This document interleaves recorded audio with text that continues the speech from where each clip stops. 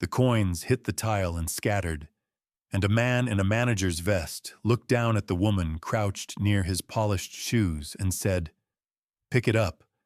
People like you should be used to the floor." The lunch crowd at Harlow's table went quiet the way a room does when everyone decides at once that they saw nothing. Forks paused. A woman near the window turned her body slightly toward the wall. 40 people watched a manager scatter $8 in change across the floor of one of the finest dining rooms in Savannah, and not one of them said a word. Her name was Coretta Vance, and 3 weeks earlier she had signed the papers that made her the owner of that building, that dining room, and the man standing over her. But none of that mattered yet. Not to him. Not to the room. So let me take you back to before the coins, before the vest, before any of them knew what was crawling underneath the surface of that beautiful place. Let me show you the woman first. Coretta woke at 4:40 every morning, and the first thing she did was press her palm flat against the cool plaster of her bedroom wall and hold it there for a slow count of 10. Her mother had done it. Her grandmother had done it. A way of telling the house you were still in it, still standing, still owed nothing to the night that had passed.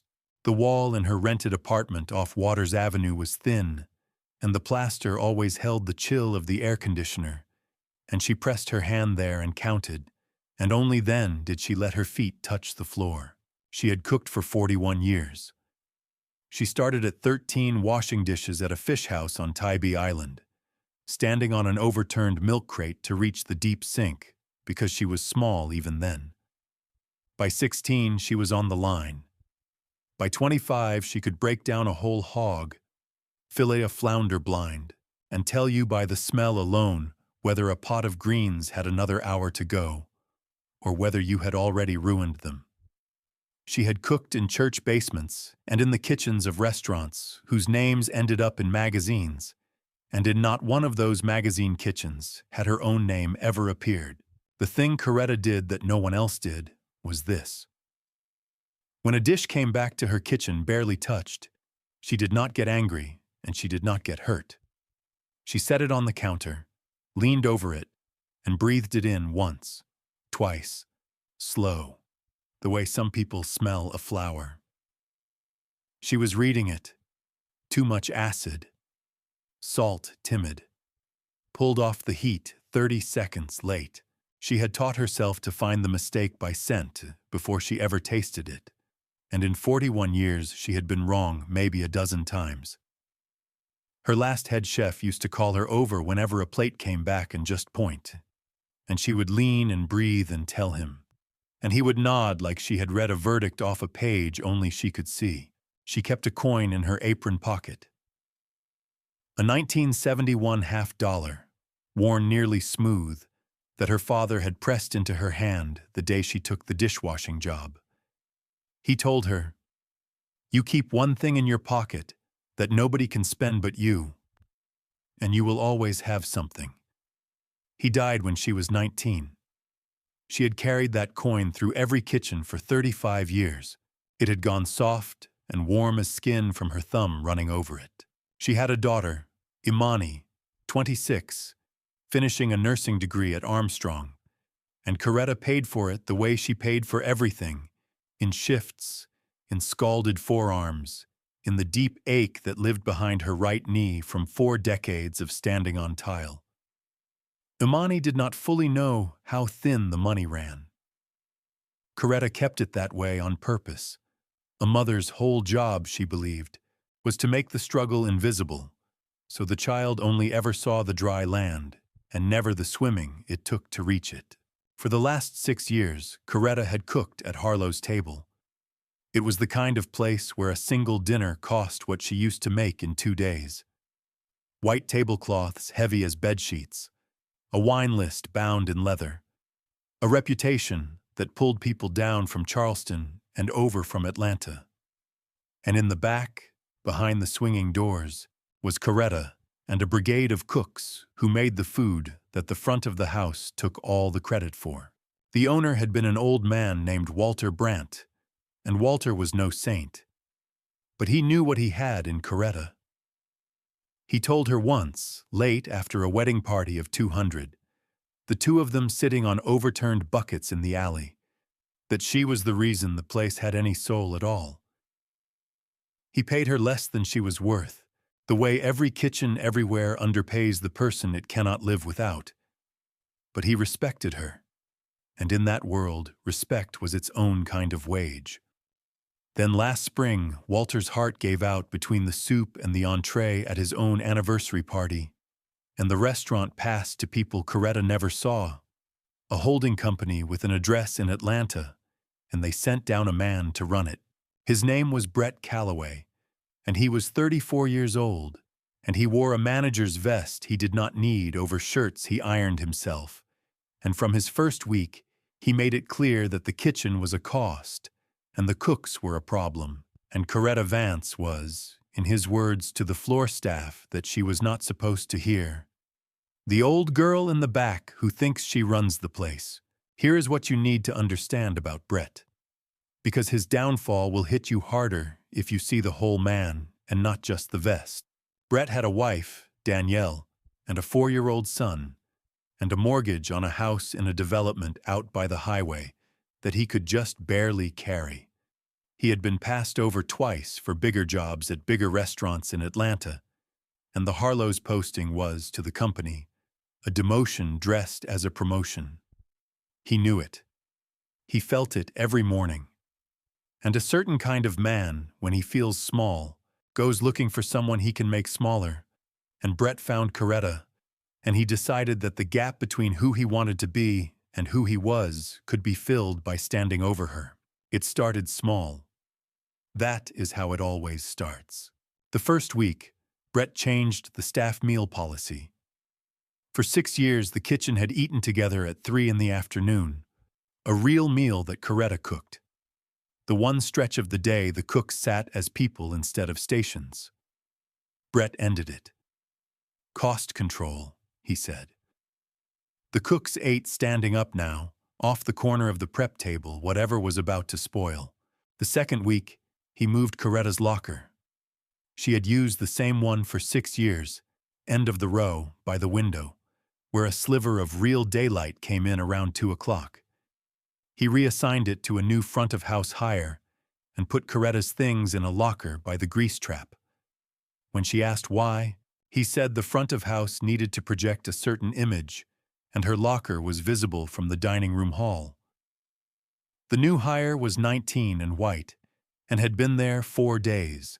Small things. Things you could explain away. Things the other cooks watched and filed and said nothing about, because they had rent too. Because they had children too. Because Brett had already fired a prep cook named Devon for what he called attitude, and what everyone else called asking a question. By the third week, Brett had started doing something that made the whole kitchen go cold. When he gave Coretta an instruction, he would not say her name. He would not look at her. He would speak to the air a foot to the left of her head, give the order, and walk away before she could answer. As if answering were a privilege he had revoked. As if she were a machine that received input. Coretta took it the way she took the chill of the plaster wall in the morning. She pressed her hand flat against it, and counted, and let nothing show. She had survived worse men than Brett Calloway. She had survived a head chef in the 90s who threw a hot pan past her ear to teach her speed, survived owners who skipped her checks, survived being passed over for sous chef 4 separate times in favor of younger men she had personally trained. She told Imani none of it. She came home, and she pressed her hand to the wall, and she counted, and she was still standing. What Coretta did not know, what no one in that kitchen knew, was that the holding company in Atlanta was not the end of the chain. The holding company was itself in trouble, leveraged to the ceiling, and quietly the whole property had been put up for sale that winter. The building and the business and the name. And the buyer, working through a lawyer and a clean LLC so that no one would know until the deal closed, was a woman who had spent 6 years cooking in that building's basement and 4 decades learning every secret a restaurant could keep. Coretta had been saving for 35 years, not in any single account anyone could find. A little here, a little there. The slow, patient accumulation of a woman who knew that the only person who would ever rescue her was herself. When Walter died and the place went up for sale at a distress price the company was desperate to be rid of, her lawyer, an old friend's son named Andre Pruitt, came to her with the listing, and they looked at each other and they both started laughing because it was impossible and because it was not. She did not have all of it. She had enough for the down payment and the courage to sign a note for the rest. A note that would crush her flat if the restaurant failed. A note secured against everything she had ever saved and the small house she had finally been about to buy for herself and Imani. If Harlow's table went under in her hands, Coretta Vance would lose not just the restaurant, but the entire foundation of the life she had built one shift at a time. And Imani's last year of school would go with it. And at 54, Coretta would start over with nothing, on a knee that already could not carry her through a dinner rush. That was what was at stake. Not pride. Everything. The deal was set to close on a Friday. Andre told her to come in quiet that week, watch the place run, see what she was actually buying before the ink dried. Because the company had been cooking the books, and he wanted her eyes on the dining room during a real service.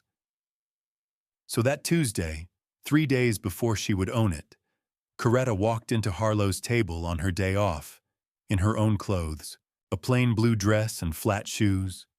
Just another customer.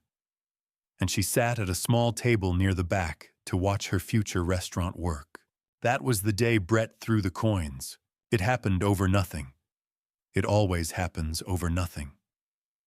Coretta ordered a cup of coffee and a slice of the buttermilk pie that she herself had taught the pastry station to make. And when the check came, she paid in cash, and she was owed $8 and change. The young server, the 19-year-old who now had her locker, fumbled the change and dropped a few coins, and Coretta bent to help gather them. And that was when Brett came over. He had not recognized her at first.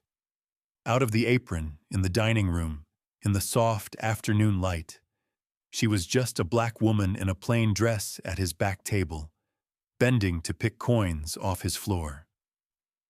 And something in Brett, some accumulated need to feel large, looked at that picture and could not resist it. He took the rest of the change from the server's hand, and instead of setting it on the table, he opened his fingers over the floor and let it fall, the coins ringing and rolling across the tile. And he looked down at Coretta where she crouched, and he said, loud enough for the tables around them to hear, "Pick it up. People like you should be used to the floor." The room did the thing rooms do. The silence. The turning away. 40 people deciding at once that they had seen nothing. And here is the thing Coretta did. The thing that no one watching understood the weight of. She did not stand up and announce herself. She did not pull out the deed. She knelt there on the tile of the restaurant she was about to own, and she gathered every coin, slow and careful, and the last one she picked up was a 1971 $50 that had rolled out near Brett's polished shoe, except it was not hers. Her father's coin was safe in her dresser drawer. This was just an ordinary worn $50 from the till, and she looked at it in her palm, and she understood something with total clarity. She was not going to reveal herself today. She had 3 more days, and in 3 days, she was not going to walk in and fire one cruel man and call it justice. She was going to find out how deep the floor went. Because a man like Brett does not invent his cruelty alone. A man like Brett is the part of the machine you can see. She thanked the server, the young woman with the stricken face who had said nothing either, and she put the coins in her purse, and she walked out, and she sat in her car in the parking lot, and pressed her hand flat against the cool window glass and counted to 10, twice before she could drive. Then she called Andre and said, "Before we close, I want to see everything. Every book, every file, every camera. I want to know exactly what I am buying." What she found over the next 2 days changed the shape of the whole thing. Andre had access to the company's records as part of the sale, and Coretta knew that building better than the people who owned it. And together they started pulling threads. The first thing she found was the staff meal line item. Brett had eliminated the staff meal for cost control, he said, but the food budget had not gone down. It had gone up. 11%. She pulled the invoices and saw that Brett had switched 3 of the kitchen's suppliers: the produce, the seafood, and the linen service. And each new supplier charged more than the one before. She knew the old seafood vendor. She called him. He told her he had been doing Harlow's for 14 years. Good prices, never a complaint. And then last spring he was dropped with no warning for an outfit out of Brunswick he had never heard of. Coretta looked up the outfit out of Brunswick. It took Andre one afternoon. The seafood company, the produce company, and the linen service that Brett had switched to were all registered to the same address. And one of the names on the incorporation papers was a woman named Danielle Calloway, Brett's wife. That was the connection turn. The moment 2 things she thought were separate snapped together into one. Brett was not just a cruel manager taking out his small life on the people beneath him. Brett was running the kitchen's money through his own family's shell companies and skimming the difference. And to keep anyone from looking too closely at the budget, he had spent 6 months making the kitchen miserable, firing the ones who asked questions, isolating the one person, Coretta, who knew the numbers well enough to catch it. The cruelty was not just cruelty. The cruelty was cover, but it was worse than that. And the next thread is where Coretta sat down hard. She pulled the personnel files. Devin, the prep cook Brett had fired for attitude, had filed a written complaint 2 weeks before he was let go. The complaint was about wage theft, specifically that Brett had been editing time cards, shaving 15 and 20 minutes off the end of shifts, dozens of them, week after week, so that the labor cost on paper looked lower and the difference stayed off the books. Devin had noticed, because Devin was careful, and Devin had been fired 11 days later for attitude. Coretta found the edited time cards. She found her own among them. She found the cards of every cook in that kitchen, the people who stood on the tile beside her, robbed 20 minutes at a time. Hundreds of dollars a year stolen from people who counted in dollars. And the last thing she found, the thing that turned the whole picture from a bad manager into a machine designed to protect itself, was a string of emails between Brett and a regional director at the holding company, a man named Lyle Forrest. In the emails, Brett reported his cost savings, the lowered labor, the new suppliers, and Forrest praised him for it and approved a bonus. And in one line, Forrest wrote back, "Keep the back of house lean and quiet. We want this property clean for the sale. No complaints in the file. No complaints in the file." Devin's complaint had been deleted from the official system. Coretta only found it because Andre pulled the deleted records. They had known. They had known a man was being fired for catching a thief, and they had cleaned the file so the buyer would never see, and the buyer was supposed to be some faceless investor who would never set foot in the kitchen. The buyer was Coretta Vance, who had stood on that tile for 6 years. She did not sleep that Thursday night. She sat at her kitchen table with the papers spread out and her father's worn $50 in her hand, running her thumb over it the way she had for 35 years, and she thought about Devin, who had a baby coming when he was fired, and she thought about the cooks eating standing up off the corner of a prep table, and she thought about a young server who would not meet her eyes, and she pressed her hand flat against the cold tabletop and counted, and she did not count to calm herself.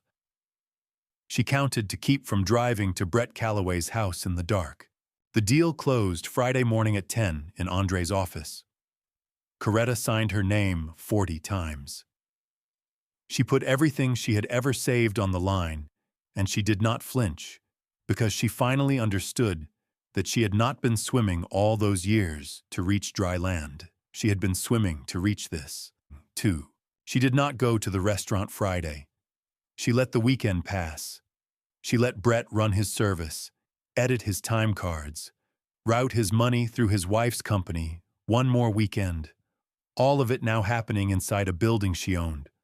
All of it now evidence she was gathering in a house he thought was his. She walked in Monday at 2 in the afternoon, the dead hour between lunch and dinner, when the whole staff was there for the shift change. Front of house and back of house, the cooks in their whites, the servers folding napkins, and Brett in his vest, at the host stand, going over the reservation book. She did not wear the blue dress. She wore her chef's coat, the one with her name stitched over the heart. The coat she had earned in 41 years and 4 decades of tile.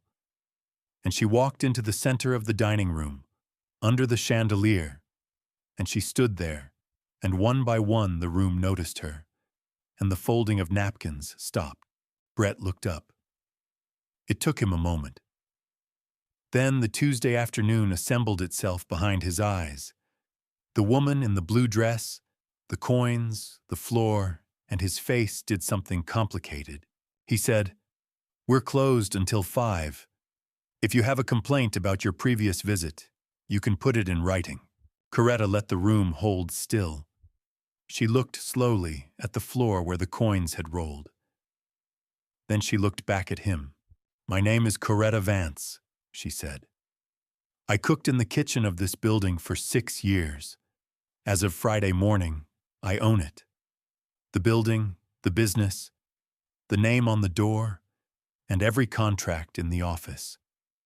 The reservation book was still open under Brett's hand. He did not move it.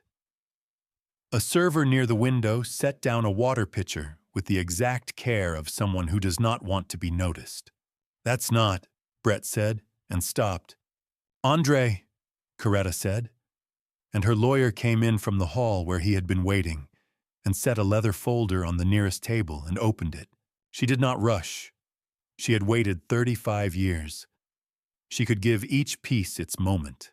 "The first thing I found," she said, "was that you cut the staff meal to save money, and the food budget went up anyway. So I looked at why." She slid the first page across the white cloth toward him. "You switched the seafood vendor, the produce vendor, and the linen service, all 3. All in the same month, all to companies registered at the same address in Brunswick." Brett's hand came off the reservation book and went flat on the host stand, and stayed there, like he was holding the stand down, a chair scraped somewhere in the back. Then nothing. The big room ticked with the small sounds of a kitchen at rest. A walk-in compressor cycling on behind the wall. "One of the names on those incorporation papers," Coretta said, "is Danielle Calloway." She let that sit. "Your supplier is your wife." The young server, the 19-year-old, had gone very still by the window, both hands pressed to her own mouth. "The second thing." Coretta slid the next page. Time cards, edited, the changes circled in red where Andre had marked them. "You've been shaving time off the end of shifts. 15 minutes here, 20 there, every cook in this kitchen, for months. You stole it 20 minutes at a time from people who count in 20s. She did not look away from Brett, but she spoke now to the whole room. "Some of you knew your hours never matched your checks. You couldn't prove it. It's proven now. Every dollar is coming back to you, with interest. I've already signed it." A sound went through the cooks, low, like wind finding a gap. Behind the host stand, Brett had begun to shake his head, small, fast movements, and his mouth was working on a sentence that would not start. The third thing." Coretta's voice did not rise. It got quieter, and the room leaned to catch it. Devin Brooks filed a complaint about the time cards, in writing, 11 days before you fired him for attitude. His baby was born 3 weeks after you put him out. She slid the last page, and this one she did not slide gently. The email. Forrest's line at the bottom. Keep the back of house lean and quiet. No complaints in the file. You deleted his complaint, she said. And a man named Lyle Forrest in Atlanta told you to keep the file clean so the new owner wouldn't see it. You did. The file looked clean. She put her father's $50 on the table beside the papers, and her thumb rested on it. But the new owner washed dishes in this building when she was 13 years old. The new owner can read a kitchen by the smell of a plate that comes back wrong. You cleaned the file. You couldn't clean the smell. Brett came around the host stand then, fast, and a few people flinched, but he was not coming at her. He was coming toward Andre and the papers, his hands out, and what came out of him was not a threat. It was a plea. And that is when the room understood that it was over. "We want my son," he said. "I have a 4-year-old. The house, You don't understand. The company put me in an impossible. Forrest told me, he told me to." "I know what Forrest told you," Coretta said. "It's on the page. He's getting his own visit. From the Labor Board, the IRS, and 3 reporters who already have copies of everything in this folder." She closed the leather cover. "You're not impossible, Mr. Calloway. You're documented." She turned to the room. To the cooks first, her people in their whites. "The staff meal starts again today," she said. 3 o'clock. I'm cooking it. Sit down when you eat it." And then, because she was who she was, she added, "Somebody pull a chair to the window for whoever's youngest. There's good light there around 2.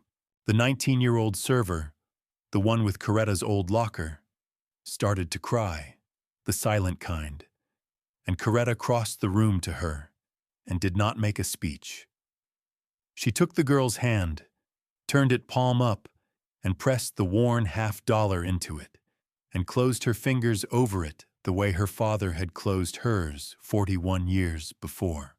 "You keep one thing in your pocket nobody can spend but you," Coretta said, "and you'll always have something. You didn't speak up Tuesday. You were scared. You're 19 and you have rent. I'm not asking you to be sorry. I'm asking you to be braver than I was at your age. Starting now." The dominoes fell the way Coretta had built them to fall, each one tipping the next. That same afternoon, Brett Calloway was terminated and walked out through the dining room where 40 strangers had once watched him in silence. Except now the room was full of people who knew exactly what he was, and not one of them looked away. By that night, the email from Lyle Forrest had reached a reporter at the city paper, and within a week it was a story, and within a month it was a lawsuit. The deleted complaint, the edited time cards, the family shell companies, all of it laid out in a filing that named both Brett Calloway and the holding company that had told him to keep the file clean. The Labor Board opened an investigation that spread far past Savannah, because Lyle Forrest had run a dozen properties the same way, and the lean, quiet kitchens he had bragged about turned out to be lean because the time had been stolen out of them, and the quiet because the people who noticed had been fired.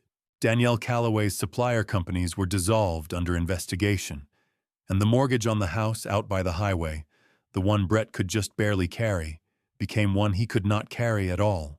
And Brett's name, the name he had ironed his shirts and worn his unnecessary vest to make important, became attached forever to a phrase from his own boss's email, so that anyone who searched him found it first. Keep the back of house lean and quiet. He had wanted to be larger than the woman bending in front of him. He had made himself permanent instead, in the worst way a name can last. "Where are they now?" Devin Brooks came back. Coretta called him herself. offered him his job and 3 years of the wages that had been shaved off his cards, and made him kitchen manager, the position Brett had used to rob him. His daughter is 2 now. He keeps a framed copy of his old complaint letter in the office, not out of bitterness, but because, he says, he wants every new hire to know that in this kitchen, the person who notices the problem is the person who gets promoted, not fired. The 19-year-old server is 20 now, and in her first year of culinary school, which Coretta is quietly helping pay for, the same way she quietly paid for everything. She still has the $50. She told Coretta she is going to give it to someone someday. Coretta told her that was exactly the point. Lyle Forrest resigned before he could be fired, which fooled no one, and is named in litigation across 3 states, and does not return calls from reporters, of whom there are many. Brett Calloway moved away. People say different things about where. The development out by the highway has a new family in his old house. His son will grow up somewhere else, with a different last name on the mailbox. And that is the ripple no consequence touches and no story can mend. The innocent who carries a weight he did not earn. Coretta thinks about the boy sometimes. She does not think about Brett at all. The cooks eat together again at 3 o'clock every afternoon, sitting down at a real table. Food Coretta still cooks herself on the days her knee allows it. The chair by the window, where the daylight comes in around 2, goes to whoever is youngest. That was a rule she made the first day, and it is the rule the staff would protect the hardest if anyone ever tried to take it away. And Coretta Vance still wakes at 4:40 every morning. She still presses her palm flat against the wall and counts to 10 before her feet touch the floor. The wall is different now. It is the wall of a house she owns in a quiet street, with a room down the hall where her daughter studies for her nursing boards. But the count is the same. 10 slow seconds telling the house she is still in it. She owns the floor now. She still kneels to it some mornings, in the empty restaurant before the staff arrives, running a rag over the tile near the back table out of an old habit her hands will not give up. The floor never shamed her. It only ever held her up. Have you ever stood in a room where something wrong was happening and felt the whole place agree, without a word, to see nothing? Most of us have been the silent ones at least once, and most of us have a moment we'd take back if we could. So here's the harder question. The next time you feel that silence settle over a room, will you be the one who decides not to look away? Tell me in the comments about a time you spoke up, or a time you wish you had. I read them. If this story moved you, subscribe and share it with someone who needs to hear it. Stories like Coretta's only travel as far as you carry them.